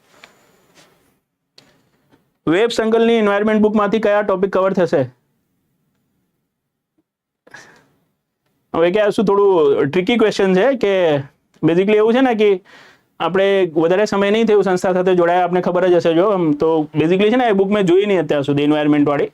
આપણે જે બેઝિકલી જે સોર્સ જોતા હોઈએ છીએ ખાસ કરીને નેશનલ લેવલના હોય છે, તો અત્યારે મેં જોઈ નહીં, એના કારણે કોમેન્ટ નહીં કરી શકતો હું. હા, બટ જેવી રીતે હું રિફર કરી લઈશ, આજે જોઈ લઈશ કે આપણા સંસ્થાની જે બુક છે એ બુકમાં કયા કયા ટોપિક છે. પછી જો આપણે ક્યારેક મળવાનું થયું આ રીતે લેક્ચરમાં, તો પછી આપણે કહી દઈશું. હા, પણ જો આપણે બનાવી છે સંસ્થાએ તો સારી જ બનાવી હશે.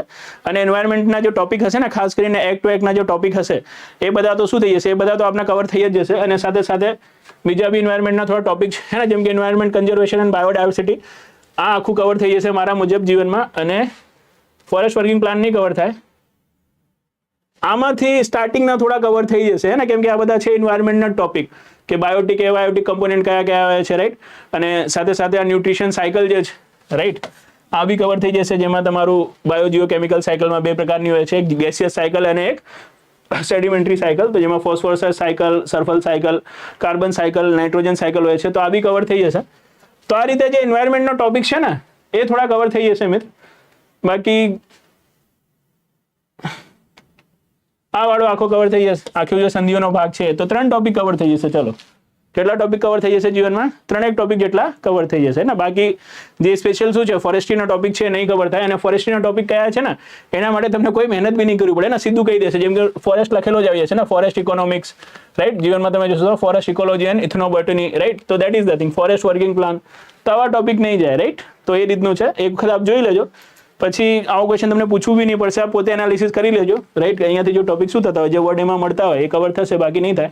બાકી હું તમને ફરીથી કહીશ કે બુક્સમાંથી શું ના કરતા, વધારે રિલાય ના કરતા. કેમ કે મેન્સ છે તો મેન્સમાં શું કરવું પડશે, તમને કોન્સેપ્ટ ઉપર વધારે રિલાય કરવું પડશે. તો ટ્રાય કરજો કે થોડું એક ટેકનિકલ નોલેજ શું કરી લો, કોઈથી જીવનમાં લઈ લો, હે ને. મારાથી નહીં તો કોઈથી બી લઈ લો, પણ એક લઈ લો જો નહીં લીધું હોય તો. નહીં તો પછી તમે શું નહીં કરી શકશો, જે આન્સર છે ને આન્સર જીવનમાં બનાવી નહીં શકો, રાઈટ. તો દેટ ઇઝ ઇટ. ઓકે, તો ચલો આપણે અહીંયા સુધી તો આવી ગયા હતા. હવે 6th ઉપર આવીએ. એન્વાયરમેન્ટલ કન્ઝર્વેશન એન્ડ બાયોડાયવર્સિટી એવો ટોપિક છે જે શું છે એકદમ જનરલ ટોપિક છે. અહીંયાથી એક ટોપિક નીકળીને આવે છે એન્વાયરમેન્ટ ઇમ્પેક્ટ અસેસમેન્ટ. એમાં સુધારો બી કર્યો છે. તો એન્વાયરમેન્ટ ઇમ્પેક્ટ અસેસમેન્ટ એ આપણું પીક રહેશે આમાંથી. બાકી વોટરશેડ મેનેજમેન્ટ ડેવલપમેન્ટ એ બધું તમે પહેલા બી કર્યો છે, અહીંયા બી. અને બાકી આ બધું જે લખ્યું છે ને, green house effect, ozone layer depletion, global warming, right, controls and એના મેઝર્સ. તો મેં કીધું ને કે એક જ વસ્તુને બાર અને જીવનમાં બાર ફેરવી છે. આ બધી વસ્તુઓ છે ને યાર અહીંયા જ કવર થઈ જશે આપણે જ્યારે આપણે કન્વેન્શન ભણીશું. તો બટ ઓબ્વિયસ છે United Nation framework convention for Climate Change. અને ક્લાઇમેટ ચેન્જ એટલે વોટ? Global warming. તો ગ્લોબલ વોર્મિંગની સમસ્યા કેવી રીતે થઈ એ તો બતાવીશું જ તે. અને પછી એને કવર કરવા માટે કઈ સંધિ છે, રાઈટ, એ બી બતાવીશું. તો એ રીતે શું છે ગ્લોબલ વોર્મિંગ શું છે, એની અસર શું છે, એને રોકવા માટે શું પ્રયાસો કરવામાં આવી રહ્યા છે, એ બધું અહીંયા જ કવર થઈ જશે. તો એ ત્યાં ભલે લખેલું છે બટ શું થશે એ આગળમાં કવર થઈ જશે. તો અહીંયા જેટલા બી ટોપિક છે ને, જેમ કે અહીંયા જો નેશનલ પાર્ક અને સેન્ચ્યુરીઝ છે, એનું રોલ શું છે, રાઈટ. તો એ તમે શું કરશો જ્યારે જીવનમાં વાઇલ્ડ લાઇફ પ્રોટેક્શન એક્ટ 1972 કરશો તો ત્યાં સેન્ચ્યુરી કોને કહેવાય, નેશનલ પાર્ક કોને કહેવાય, હે ને, કન્ઝર્વેશન રિઝર્વ કોને કહેવાય, કોમ્યુનિટી રિઝર્વ કોને કહેવાય, ત્યાં કરી જ દેશો. તો પછી શું નહીં થાય, તો પછી જીવનમાં કોઈ વાંધો નહીં થાય, હે ને. તો રિપીટેશન ઓફ થિંગ્સ છે, એટલા માટે મેં તમને કીધું કે શું નથી આ જે સિલેબસ છે, આ સિલેબસ જીવનમાં બહુ વધારે ટેન્શન વાળો છે નહીં, હે ને. 1.5 કલાક 1.5 પેજનો લાગે છે પણ એસ જ છે નહીં, રાઈટ. તો દેટ ઇઝ ધ થિંગ. આપણે અહીંયા સુધી પહોંચી ગયા હતા 6th સુધી. પછી 7th આવ્યું તમને હું કહીશ કે ભાઈ એક સેગ્રીગેટેડ ફોરેસ્ટ વર્કિંગ પ્લાન શું છે. એક સેગ્રીગેટેડ ટોપિક છે જે ACF માં જ પૂછાઈ શકે છે. અને એના માટે શું કરવું પડે છે, જે સેગ્રીગેટલી પ્રિપરેશન છે, સેગ્રીગેટલી પ્રિપરેશન કરવી પડે છે. તો આના માટે તો તમને હેલ્પ લેવી પડશે, કાં તો કોઈ બુક્સની, કાં તો કોઈ પછી ટીચરની. બાકી અહીંયા ઇથનોબોટની કે પછી હવે જે ટોપિક છે ને વાઇલ્ડ લાઇફ મેનેજમેન્ટ, એ તમને આખું બતાવી દીધું કે જેટલા બી શું છે જે પ્રાણીઓના કન્ઝર્વેશનના પ્રોગ્રામ છે, પ્રોગ્રામ માટેનું કામકાજ, રાઈટ. જે મેઇન બાબત હતી એ બે બાબતો તો ચર્ચા કરી દીધી છે. આ બધાને બી થોડું મેં તમને કહી દીધું છે કે અહીંયા બધા એક્ટ્સ આવે છે ને અહીંયા બધા કન્વેન્શન આવે છે. અને જે મેઇન મોટિવ હતું ને મારા મુજબ, એ મેઇન મોટિવનો પર્પઝ તો હવે શું થઈ ગયો છે, પૂરું થઈ ગયું છે. આમાં વધારે ટાઈમ કન્ઝ્યુમ કરવાનો હવે શું નથી, કોઈ મતલબ નથી. કેમ કે સિલેબસની જાણકારી હતી ને સિલેબસમાં શું હતું, આપણનું મેઇન ફોકસ હતું કે તમને આ બતાવીએ કે 1.5 પેજનો સિલેબસ શું નથી, બહુ મોટો છે નથી. કેમ કે શું છે, રિપીટેશન છે, રાઈટ. તમે જોયું છે ને કે નેશનલ પાર્ક, સેન્ચ્યુરીઝ, એની યુટિલિટીઝ, એના ઇમ્પેક્ટ અલગથી પૂછ્યું છે. પછી વાઇલ્ડ લાઇફ શું છે, પ્રોટેક્શન એક્ટ અલગથી આપેલો જ. તો પછી એ જો તમે કરો તો એનું ક્લાસિફિકેશન શું છે, એમાં ત્યાં છે જ, હે ને. જે એન્વાયરમેન્ટલ પ્રોબ્લેમ છે અલગથી આપી છે, એના માટેના કન્વેન્શન ફરીથી અલગથી આપ્યા છે. તો ત્યાં જ કવર થઈ જાય, રાઈટ. તો રિપીટેશન ઓફ થિંગ્સ છે, એના કારણે મોટું દેખાઈ રહ્યું છે, એસ જ મોટું છે નહીં. કોઈ એક સોર્સ છે નહીં, કોઈ IFS ના સોર્સને આપ શું ના કરતા, એને લઈને ચાલતા નહીં. આપ શું કરો, મેક્સિમમ યુઝ કરો આપના ઇન્ટરનેટનું, રાઈટ. ત્યાંથી આપ કન્ટેન્ટ લઈ શકો છો. અને સાથે સાથે શું છે, જે જૂના પ્રીવિયસ યરના RFO મેન્સના ક્વેશ્ચન પેપર છે એને જોઈને એ ટોપિકથી કેવી રીતે ક્વેશ્ચન બને છે ને એના આઈડિયા લઈ શકો છો. અને એ આઈડિયા ઉપરથી આપણે શું કરવાનું છે, એક હોલિસ્ટિક વેમાં પ્રિપરેશન કરવાની છે કે દરેક ટોપિકનું આપણે શું હોય, એક કોમ્પ્રિહેન્સિવ આઈડિયા હોય, એનું કોન્સેપ્ટ ખબર હોય. પછી એના ઉપર આપણે શું કરવાનું છે, જનરલ વેમાં જે આન્સર છે ને એને જ લઈ જવાનું છે. ટેકનિકાલિટીઝને શું નથી કરવાનું, બહુ વધારે ટેન્શનમાં લેવાની નથી. અને ગવર્મેન્ટ જે પ્રોજેક્ટ છે એને ખાસ કરીને આવરી લેવાનો છે. અને સાથે સાથે શું છે, ગવર્મેન્ટના જેટલા બી મેઝર્સ છે આ બધા માટે એને બી શું કરવાનું છે, જીવનમાં આવરી લેવાનું છે, રાઈટ. તો એ રીતે આપણે આ સિલેબસને કવર કરવાનું છે. હોપ સો તમારું જે સિલેબસ હશે ને એ થોડું હવે ક્લિયર થયો હશે કે છે મોટો, મતલબ દેખાય છે મોટો પણ છે નહીં, રાઈટ. બીજા બી તમારા કોઈ ક્વેશ્ચન હોય તો એને આપણે એક બે લઈ લઈએ. જો ફરીથી વિજયસિંહ કહે છે મણિકંદન અને બીજી કઈ બુક પરચેસ કરી શકાય. તો મેં તમને ફરીથી કીધું કે don't go for books, go for internet. એના આપ ટોપિક લખશો, આપને શું મળશે, કન્ટેન્ટ મળશે. મણિકંદન આપ લેશો ને તો ઓલમોસ્ટ શું થઈ જશે, ફોરેસ્ટ્રીના જેટલા બી ટોપિક છે ને મિત્ર એમાંથી મળી જ જશે. અને એન્વાયરમેન્ટના ટોપિક છે ને આપણા વેબ સંકુલવાળામાંથી મળી જશે. તો આ બેને ક્લબ કરીને બી આપ શું કરી શકો છો, જે સિલેબસ છે ને સિલેબસને કરી શકો છો. એન્વાયરમેન્ટ અહીંયાથી કરી લેજો અને જે ફોરેસ્ટ્રી છે ને એમાંથી કરી લેજો. હા, પણ જ્યારે એને વાંચજો ને તો એ રીત ખબર હોવી જોઈએ. હે ને, આખું ને આખું ચેપ્ટર ના વાંચવા લાગતા, ને તો જીવન ખરાબ થઈ જશે. આમાં જે વર્ડ છે ને એ વર્ડને રિલેટેડ શું છે, જેટલી બાબતો લખી છે ને બસ એને જ ઉપાડજો. અને જે ટોપિક આ વસ્તુમાં શું છે મેં તમને ઇમ્પોર્ટન્ટ કીધા છે, બસ એ ટોપિકને વાંચજો, નહીં તો એ બુક પૂરી નહીં કરી શકો તમે. હે ને, જીવન પૂરો થશે, બુક પૂરી નહીં થાય. બહુ બલ્કી બુક છે ભૈયા. હે ને, એમ કહેવામાં ઇઝી લાગે છે, રિફર કરવામાં લોકોને ઇઝી લાગે છે, પણ જે પ્રિપરેશન કરે છે ને એને ખબર પડે છે કે ઓ માય ગોડ શું થઈ રહ્યો છે. એ બધું આપણે કરી ચૂક્યા છે, એટલા માટે જીવનમાં ખબર છે. બરાબર ને.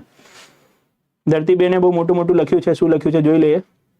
સર, જીપીએસસી પ્રિલિમમાં પ્રોવિઝનલ આન્સર કી મુજબ 173 થાય છે, તો જીપીએસસી મેન્સમાં સ્ટાર્ટિંગ પ્રિપરેશન કઈ રીતે કરાય? ખાસ કરીને ફર્સ્ટ ટાઈમ મેન્સ આપવો હોય ત્યારે ટોપિક કવર થાય પછી આન્સર કરજો. ઓકે, વાંધો નહીં. ચલો, આપણે સિલેબસની જાણકારી તો આપી દીધી છે. ધરતીબેન, હોપસો તમે જોઈ રહ્યા હશો, રાઈટ? એમ તો બહુ ઓછા લોકો જોઈ રહ્યા છે, તો એમાંથી એક તમે બી હશો. તો મારી વાત હવે તમારી સુધી પહોંચાડી દઉં છું.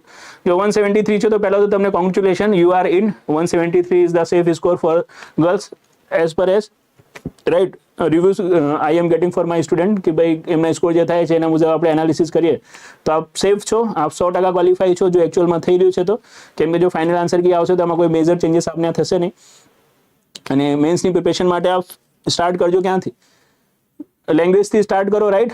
શરૂઆતના જે 3 પેપર છે ને, ઇંગ્લિશ, ગુજરાતી અને એસે, એના ઉપર સ્ટાર્ટિંગમાં ફોકસ કરો. અને જે જીએસ છે ને, જીએસને અત્યારે હોલ્ડ ઉપર રાખો થોડું, કેમ કે જીએસને કવર કરવામાં આપણે વાર નહીં લાગે. એક વખત આપણે પ્રિલિમમાં શું કર્યું છે એને પ્રિપેર કર્યો જ, એને જ ખાલી શું કરવાનું છે, ડિસ્ક્રિપ્ટિવ વેમાં લેવાનો છે, રાઈટ? બાકી જે લેંગ્વેજ છે ને, લેંગ્વેજને આપણે પ્રિલિમમાં પ્રિપેર નથી કરેલો હતો, એ નવો આવે છે. તો આખું લેંગ્વેજ અને સાથે સાથે શું છે, જે જીએસમાં એક નવો પોર્શન આવે છે એથિક્સ, હે ને, તો જે અનટચ પોર્શન છે ને ત્યાંથી સ્ટાર્ટ કરો. કેમ કે એ શું માંગશે, એ આપણે ટાઈમ માંગશે. અને પછી જ્યારે રિઝલ્ટ આવશે ને તો આપણી પાસે એટલો બધો ટાઈમ હશે નહીં અને પેનિક થઈ જશો આપ, હે ને, કે માય ગોડ આખું શું છે, જે પ્રિલિમ્સ છે, પ્રિલિમ્સમાં તો આપણે જીએસ જ વાંચ્યું છે, આખું લેંગ્વેજ બાકી છે, આખું એથિક્સ બાકી છે, તો કેવી રીતે થશે?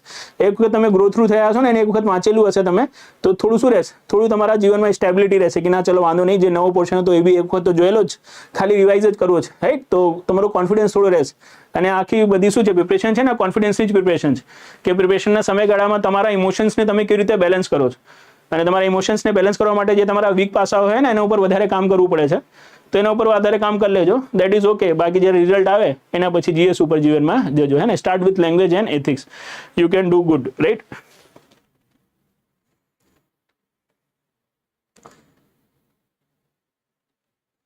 ના, સારી વસ્તુ છે કે ફર્સ્ટ અટેમ્પમાં તમારો સ્કોર થઈ ગયો છે, અને એવું આશા રાખીએ છીએ કે તમે મહેનત કર્યું હશે એના કારણે સ્કોર થયો હશે. તુક્કાબાજીથી નહીં થયું હોય તો સારી બાબત છે, એમાં તો ક્યાં ટેન્શન છે. ખુશ થાઓ, એન્જોય ધ મુમેન્ટ, હે ને, બીજું તો શું કહી શકીએ છીએ, રાઈટ? ચલો, દેટ ઇઝ ડન. તો that is all about ACF main syllabus. આજે આપણે સિલેબસને ડિકોડ કર્યો છે, હે ને. થોડા જ દિવસોમાં શું થશે, આપણા જે ડેમો લેક્ચર છે એ બી આપણે યુટ્યુબમાં ચડાવીશું.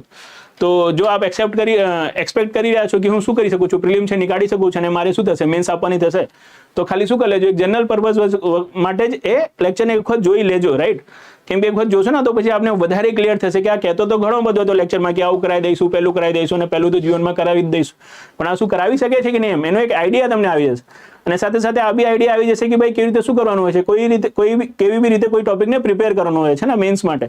એ બી એક વિઝન તમારું શું થશે, એ બી એક વિઝન તમારું જીવનમાં ક્લિયર થશે, રાઈટ? તો જેટલું જલ્દી થશે હું અવેલેબલ કરાવીશ આપને, રોજ એક કરાવીશ, એટલે થોડું 2-3 કરાવી દઈશ, એટલે શું થાય આપણે થોડું કોમ્પ્રિહેન્સિવ આઈડિયા આવે, હે ને. અદરવાઇઝ શું હોય છે કે એક જ લેક્ચર આપો ને તો અમુક લોકોનું શું હોય છે, એક ટોપિક બહુ સ્ટ્રોંગ હોય છે, પછી એને આપી દે છે, તો સ્ટુડન્ટ લાગે છે ઓ માય ગોડ, જીવનમાં કોઈ છે તો આ જ છે, બીજો કોઈ તો છે જ નહીં. પછી એના પછી જ્યારે બીજા ટોપિક આવવા લાગે છે ને, જ્યારે પે કરી દે છે ત્યારે ખબર પડે છે ઓ માય ગોડ, આ તો એકમાં જ છે, બીજામાં છે જ નહીં, રાઈટ? તો એવું ના થાય, તો એના માટે આપણે ડાયવર્સિફાઈડ કરી દઈશું, થોડા 2-3 ટોપિક આપીશું, જેનાથી જીવનમાં તમે શું કરી શકો, એક સારો ડિસિઝન તમારા જીવન માટે લઈ શકો, રાઈટ? બટ આજનું જે મોટી હતું એ આપણું હવે કમ્પ્લીટ થાય છે, અને એના કારણે હવે શું કરીએ છીએ આપણે એ લેક્ચર્સને બી હવે કમ્પ્લીટ કરીએ છીએ. તમારા કોઈ ક્વેશ્ચન્સ હોય તો લઈ લઈએ, બાકી એસ તો કોઈ ક્વેશ્ચન થશે નહીં, કારણ કે આપણે શું કર્યું છે, કોમ્પ્રિહેન્સિવલી બધાને આન્સર આપી દીધું છે. તો વેઇટ કરો થોડા રિઝલ્ટ માટે. બધાને બેસ્ટ ઓફ લક છે કે બધા પાસ થાવ, જેટલા લોકો આજે જોયા હતા, અને જે લોકો નતા આવ્યા, રાઈટ? તમારા કોઈ ફ્રેન્ડમાં હોય અને એસીએફની પ્રિલિમ આપેલી હોય તો એને સજેસ્ટ કરો કે ભાઈ કેવી રીતે શું કરવાનું છે, મેન્સની પ્રિપરેશન કરવાની છે, એના માટે એક વખત આ લેક્ચર જોઈ લે. જરૂરથી શું મળશે, એને થોડું કોન્ફિડન્સ મળશે, અને થોડું જીવનમાં શું મળશે, થોડું જીવનમાં ક્લિયરિટી મળશે કે એસીએફ મેન્સના સિલેબસને કેવી રીતે શું કરી શકાય છે, કોમ્પ્રિહેન્સિવ વેમાં પ્રિપેર કરી શકાય છે, રાઈટ? તો આ હતી મારી વાત. તમારી વાત જોઈશું આપણે કોઈ બીજા દિવસે. આજ માટે થેન્ક યુ.